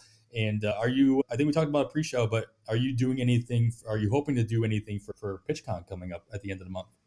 Yeah, if Nick will have me, I don't know. I'm going to try. I'll have to see if he can squeeze me in. Nick's a big deal. And we'll have to see if I can be. I plan on doing it for the third or fourth year in a row now or whatever it's been going on. So, yeah, I'll definitely help support that cause the best that I can, whatever Nick needs. So you'll be seeing my face for radio doing that. But you can find me Bench with Bubba coming out multiple times a week. I do Tuesday nights usually with Toby, Bubba and the Bat Flip. Thursday nights usually with Bloomfield with Bubba and the Bloom. We got a new feed for that. If you subscribe, it used to be on the Bench with Bubba feed, so go check that out. It'll be on Bubba and the Bloom. It's out on all your listening platforms. You have to subscribe to that to get that podcast for you once a week. Written content, Gaining the Edge, is where I'm really starting to pump stuff out with the boys over there. Join our Patreon if you'd like. Come check it out. I also write for Fantasy Pros and for Baseball HQ. So come check those out. And more importantly, check me out on Twitter at BD Entrek. I'll tweet everything out there way too many times. So you'll find all the info right there. Awesome. Yeah, you should be following everything that Bubba does, whether it's audio, written, what have you. Even the tweets are good. Make sure that you're checking that out. Yeah, one more thing. I did want to say, first off, maybe you're going to let me. I'm just going to jump in the gun as the host of me came out. I want to thank you guys for having me on, though, because it's really cool to talk with you guys. You guys have a great show. I'm not just saying that because I'm on the show. So you guys came on the scene a couple of years ago. Keep doing what you're doing. You guys are doing awesome stuff there. So keep making that happen. We're all listening. So if that helps you out at all, we are all listening. So enjoy it. Checks in the mail, Bubba. I appreciate that. Thank you, Bubba. Thank you so much. That is going to wrap it up for the 98th episode of On the Wire. Make sure you're listening all off season. We'll be back every Sunday, and look for us to do our 100th episode live at PitchCon as well. So keep an eye out for the schedule on that. It'll go on the feed as well, but you can watch it live whatever time slot Nick puts us in at. You follow myself on the Twitter at 80Great. That's all spelled out. Kevin is at Hasting Kevin. Of course, follow the pod itself at On the Wire Pod. Once again, thank our guest, Brian Bubba Entrek, for joining us. Follow him on the Twitter and Gaining the Edge at Gaining the Edge. After all that, I am Adam Howe. And on behalf of Kevin Hasting, thanks for listening, and we bid you goodbye.